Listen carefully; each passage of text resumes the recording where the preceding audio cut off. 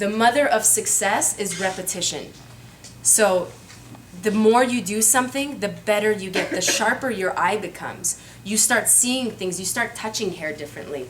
And it happens with time. It doesn't happen overnight. And because Floyd's is such a high volume barbershop, we were cutting about like 10 to 15 guys a day. You just become, your skills get really sharp and you build clientele.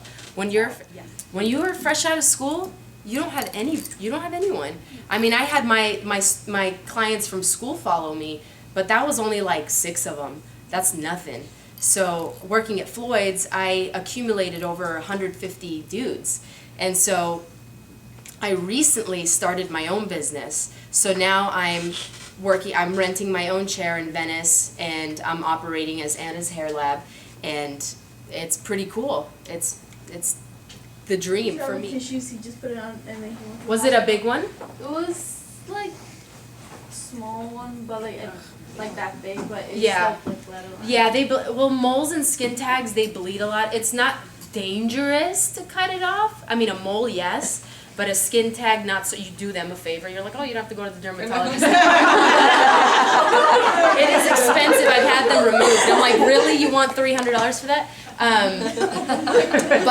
But yeah, you want to. I have done that too before, but fortunately I didn't rip it off. But like, you see them go like this, and you're just like, ugh, like it's. So what I do now is, as they're talking to me, I'll look at their scalp and I'll go like this, and I'll be like, okay, like just for myself to check, because I have hit it a few times. Yes. So what do you do if you do find a mole and like they're doing like a super shortcut or something? If you do find a mole, you let them know, because a lot of people don't know that they have moles on their heads, and they can be cancerous. So it's kind of like your job to let them know. Be like, hey, didn't know if you knew, but you have a mole on your head.